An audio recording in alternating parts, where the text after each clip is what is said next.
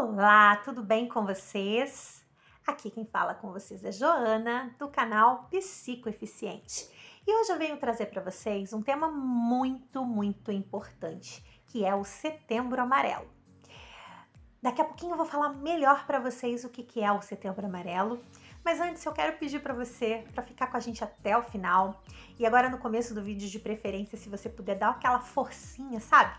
Curtir aqui embaixo, deixar um comentáriozinho no final do vídeo para dizer, olha, eu fiquei até o final e as informações que foram trazidas, o conteúdo me ajudou de alguma forma, foi legal, eu já tinha tido acesso a essas informações, depois eu deixo as referências para vocês, mas se foi legal, se você gostou, comenta aqui, tá bom? Quero pedir para vocês esse carinho.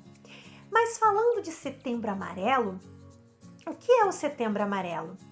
É um mês que nós comemoramos, ou melhor, que nós trazemos à tona a importância da valorização da vida.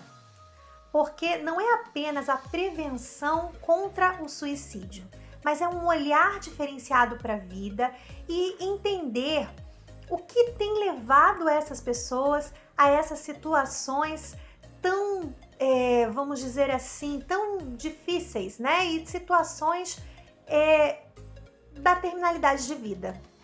Então, eu quero trazer para vocês alguns mitos, eu quero trazer para vocês alguns fatores que podem se tornar de risco para as pessoas que estão nessa situação, fatores protetivos também, porque nós precisamos falar sobre esse assunto.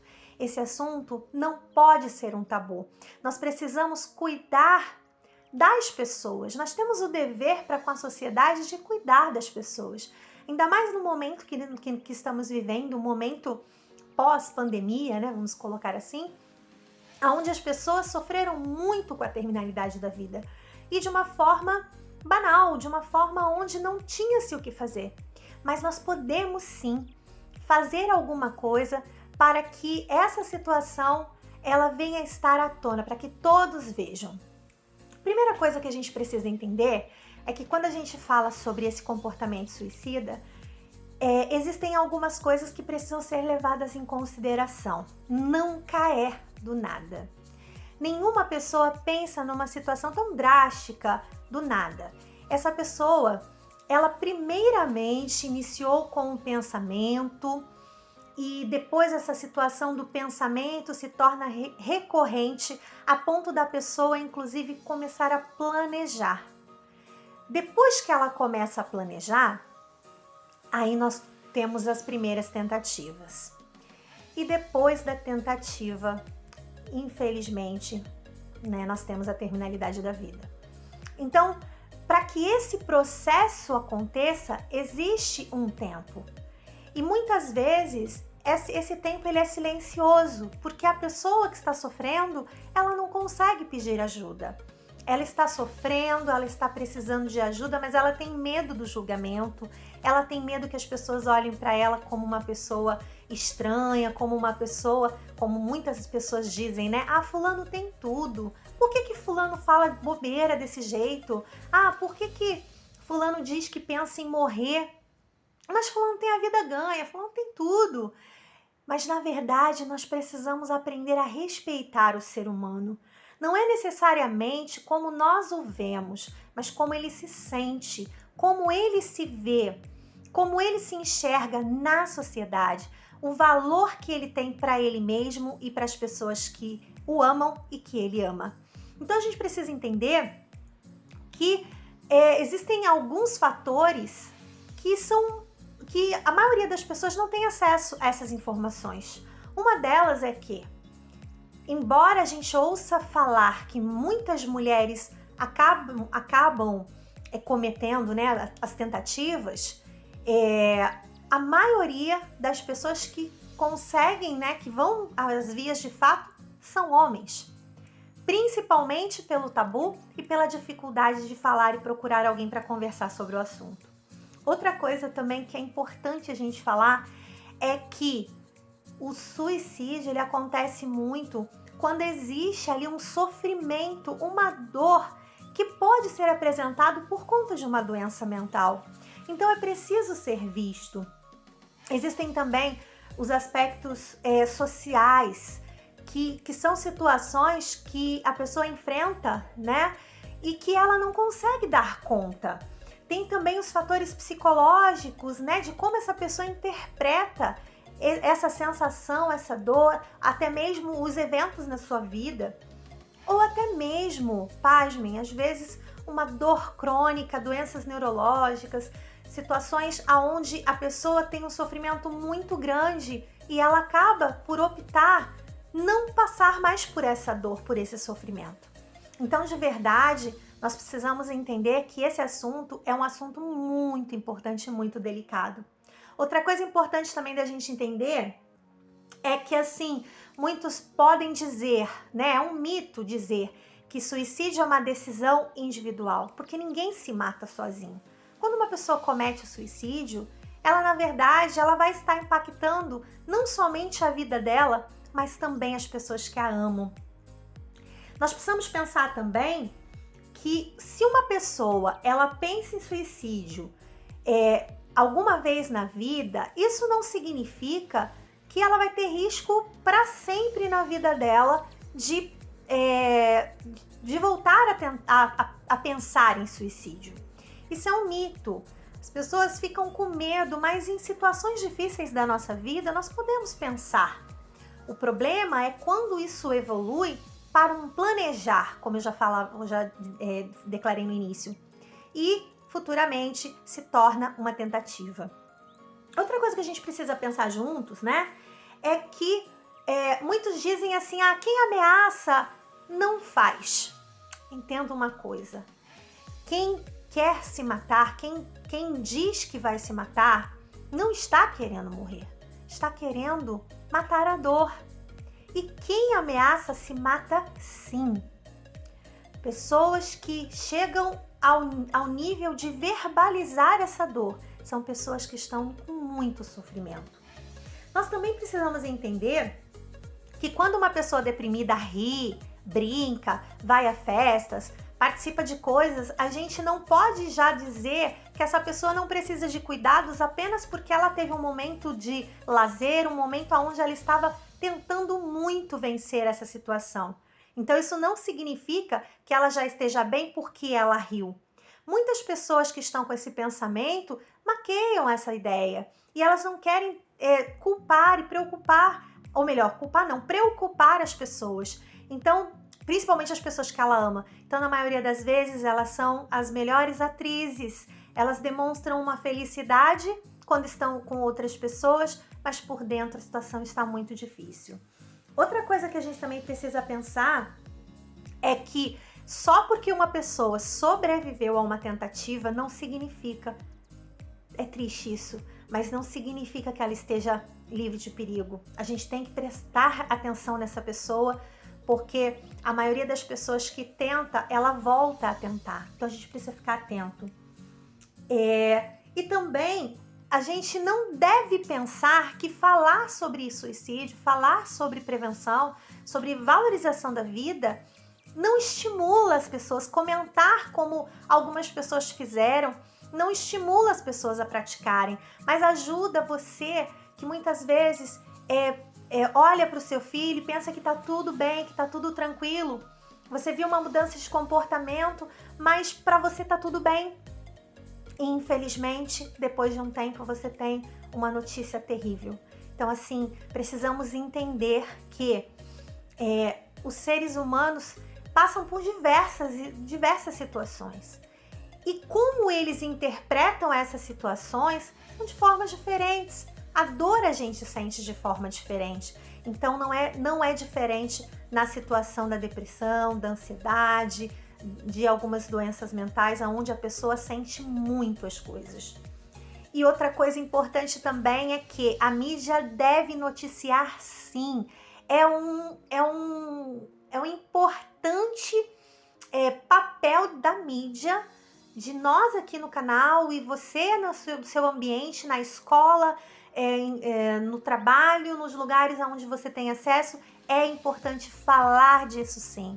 Nós não podemos mais fechar os olhos para essas coisas. E precisamos também levar em consideração que existem pessoas que já tem um maior fator de risco para essa situação. Por exemplo, pessoas que sofreram abuso sexual na infância, pessoas que acabaram de sair de uma recente internação psiquiátrica, pessoas com doenças incapacitantes. A própria impulsividade e agressividade também é um fator de risco, assim também como isolamento social, histórico de suicídio na família, tentativas prévias e doenças mentais. Esses são os maiores fatores de risco que podem levar uma pessoa que aparentemente está nas redes sociais sorrindo, mostrando coisas novas, apresentando talvez planos fictícios e depois, da noite para o dia, você ouve uma notícia triste. Então a gente precisa entender que existem condições que são de maior risco para que isso aconteça.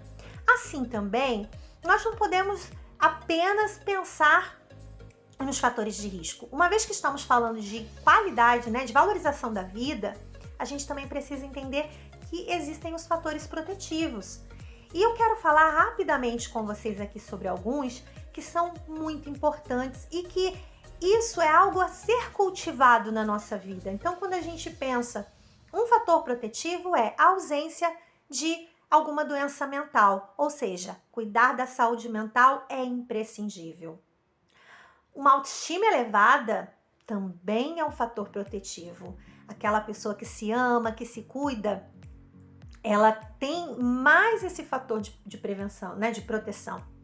E também pessoas que têm um bom suporte familiar. Outra coisa importante, uma capacidade de adaptação positiva, ou seja, não são aquelas pessoas rígidas, aquelas pessoas que têm uma dificuldade de se adaptar a situações novas. Também uma capacidade de resolução de problemas. Sabe aquelas pessoas que procuram estar sempre proativas, tentando uma solução para os seus problemas. Estar empregado também é um fator protetivo. A realização de um pré-natal também é extremamente importante, porque isso pode prevenir doenças que podem ocorrer durante a gestação, durante o parto e assim por diante. É muito importante que se haja esse estudo de como está esse desenvolvimento da gestação. Laços sociais bem estabelecidos com amigos e familiares. Isso é muito importante para que a pessoa tenha um sentimento de pertença. Uma relação terapêutica positiva, pessoas que entendam a necessidade de uma terapia. Qualquer um de nós estamos sujeitos a ter um momento de fragilidade, um momento de uma necessidade. Então isso é extremamente importante. Frequência também nas atividades espirituais, religiosas. Essa frequência te dá também um sentimento de pertença, um sentimento de que as coisas vão dar certo. Ter também um sentido existencial, sabe aquela busca do propósito que a gente fala? Então é muito importante. Senso de responsabilidade com a família e inclusive a presença de crianças em casa.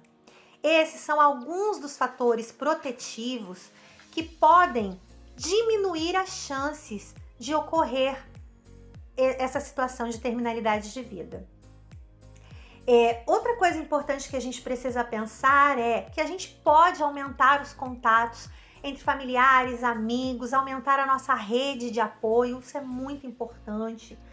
Buscar seguir um tratamento adequado para doenças mentais, porque muitas pessoas, devido a uma dificuldade no tratamento, a não entender como que funciona esse tratamento, muitas vezes abandonam. Então é muito importante que esse tratamento adequado seja feito. O envolvimento com as atividades religiosas, sabe? Aquele grupo de amigos, aquele grupo de pessoas que têm a mesma visão que você, isso é muito importante. E também buscar atividades que sejam prazerosas e que tenham um significado para a pessoa. Muitas vezes a nossa família procura trazer para nós coisas que são importantes na visão dela. Mas a gente precisa respeitar o ser humano, a gente precisa respeitar o ser como um todo, seja ele adulto, criança, idoso. não importa. O que importa é que a pessoa precisa ser respeitada na sua individualidade. Então é importante que as coisas que ela faz, o seu trabalho, os hobbies tenham um significado para ela.